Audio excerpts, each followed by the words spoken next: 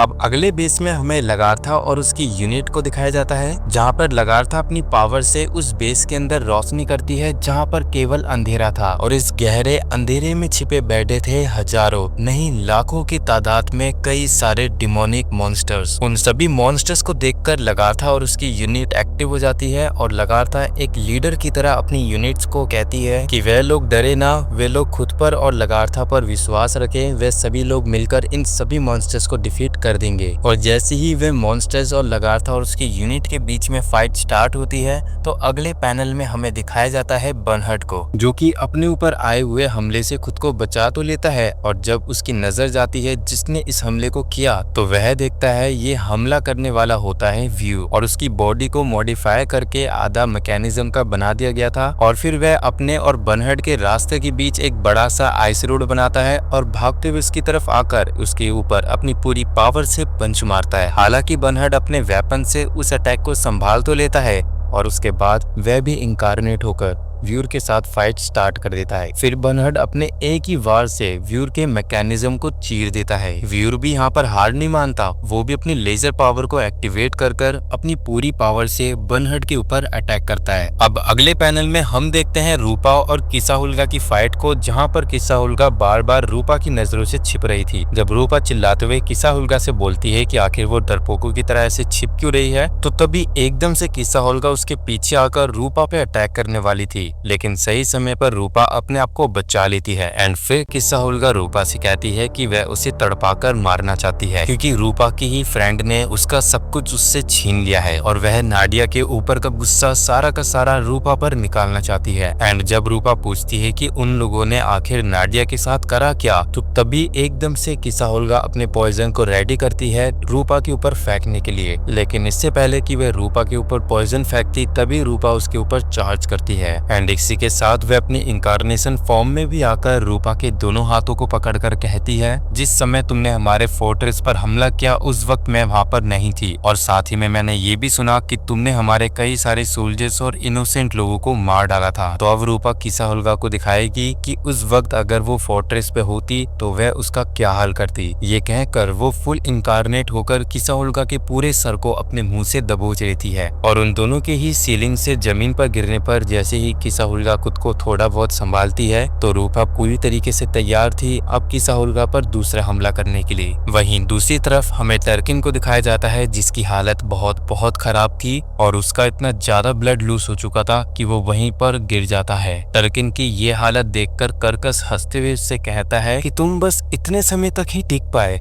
ना जाने मैंने तुमसे कितने ज्यादा ताकतवर लोगों से फाइट करी है, पर आज तक मेरे सामने कोई भी ऐसे नहीं गिरा जैसे तुम गिरे हो। एंड टर्किन वापस खड़ा होता है, और टर्किन के विल को देखकर कर्कस उसकी तारीफ करता है, और फिर से टर्किन अपने पूरे जोश के साथ कर्कस के ऊपर दोबारा हमला करना शुरू कर देता है। अब यहाँ से हमें टर्किन के पास्ट को दिखाया जाता है, जहाँ पर वो घायल पड़ा हुआ था और उसके सभी भाई और कॉमरेड्स मारे जा चुके थे। बची थी तो सिर्फ उसकी क्वीन, जिसकी हिफाजत का टर्किन ने जिंदगी भर का वादा किया था, और उसी के सामने उसकी क्वीन को मार दिया जाता है। और ये काम करने वाला और कोई नहीं गियो था, जो कि टर्किन के सामने उसकी क्वीन को मार देने के बाद वहीं टर्किन को घायल पड़ा छोड़कर चला जाता है। अब टर्किन पूरी तरीके से टूटा हुआ था, उसके कुछ समझ में नहीं आ रहा था कि अब इसके आगे वो क्या करें। लगभग उसने अपना 99% गवा ही दिया है, लेकिन तभी उसके आंखों के सामने एक रोशनी की किरण आती है, जो कि होती है लगारथा। अब हम वापस प्रेजेंट में आते हैं, जहाँ पर टर्किन और कर्कस अपनी पूरी ताकत लगाकर एक दूसरे पर हमला कर रहे थे, और वहीं टर्किन अपनी क्वीन के मर जाने के गुस्से को वापस जगाकर कर्कस के थोपड़े पर एक खिंचा के मारता है। और वहीं दूसरी तरफ बर्नहर्ड का हेलमेट, यहाँ तक कि उसका वेपन भी व्यूर की लेजर के सामने खत्म हो चुके थे। तो बर्नहर्ड सोचता है अगर उसने थोड़ी सी भी गलती कर दी होती तो आज उसका काम यहीं पे तमाम था। और उस लेजर बीम के बाद जब व्यूर का सूट ओवरहीट हो रहा था, तो व्यूर की पावर की वजह से वो वापस ठंडा हो जाता है, एंड फिर से बाप बेटे की लड़ाई शुरू हो जाती है, जहाँ पर बाप अपने बेटे को चांटों से मारता है। और फिर बर्नहर्ड सोचता है कि व्यूर पूरे तरीके से अनकॉन्शियस है,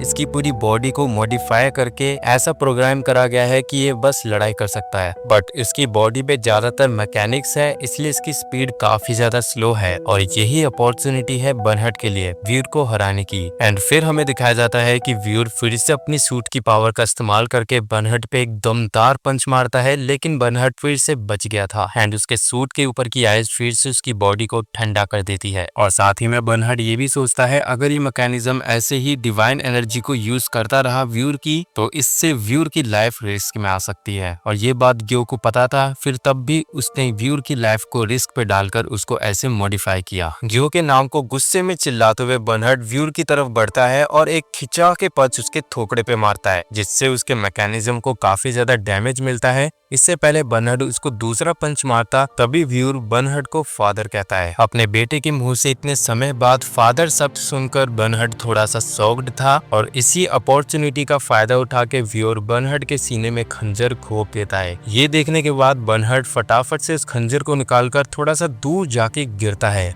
जिससे उसको ढंग से सांस नहीं आ रही थी। एंड अब हम देखते हैं बर्नहार्ड के माइंड के अंदर, जहां पर वो सोच रहा होता है, जहां पर वो लेटा हुआ था और उसकी वाइफ टोस्का ठीक बगल में उसके बैठी थी। बर्नहार्ड अपनी वाइफ से माफी मांगता है कि उसने अपने बेटे की एक बाप की तरह परवरिश नहीं करी। एंड अब हम देखते हैं कि जो व्यूर की बॉडी है वो पूरी तरीके से जलने लगती है उस मैकेनिज्म की वजह से। अपने बेटे की ये हालत देख बर्नहार्ड एक बार फिर से खड़ा उठता है। इससे पहले कि व्यूर बर्नहार्ड के ऊपर अटैक करता, बर्नहार्ड अपनी डिवाइन रिवेशनरी से सबसे पहले उसके ऊपर अटैक करता है, लेकिन व्यूर भी नहीं रुकता, वो भी बर्नहार्ड की गर्दन पर काफी तेजी से बाइट देता है। एंड फिर बर्नहार्ड व्यूर को तेजी से जकड़कर कहता है कि जब तुम्हारी मॉम मरने वाली थी उन्होंने तब भी तुम्हें सीने से लगाए रखा और वो कभी भी तुम्हें छोड़ना नहीं चाहती थी, क्योंकि वो तुमसे सच्चा प्यार करती थी। बर्नहार्ड के ये वर्ड्स गियो ने सुन लिए थे और वह बर्नहार्ड को एक वर्थलेस बीइंग कहते हुए व्यूर को सेल्फ डिस्ट्रक्ट मोड में डाल देता है। एंड इससे पहले कि व्यूर की पूरी बॉडी जलकर तबाह होती, बर्नहार्ड अपनी डिवाइन पावर का इस्तेमाल करके व्यूर के सेल्फ डिस्ट्रक्ट होने से पहले खुद को और व्यूर को आइस क्रिस्टल में जमा देता है और साथ ही में कहता है कि जब तुमने मुझे फादर कहा मेरी सच में सोल जागृत हो गई और मैं ये तुम्हारे वर्ड्स दोबारा सुनना चाहूंगा और मैं प्रे करता हूँ कि अगले जन्म में मैं और तुम्हारी मॉम तुम्हें एक हैप्पी फैमिली दे।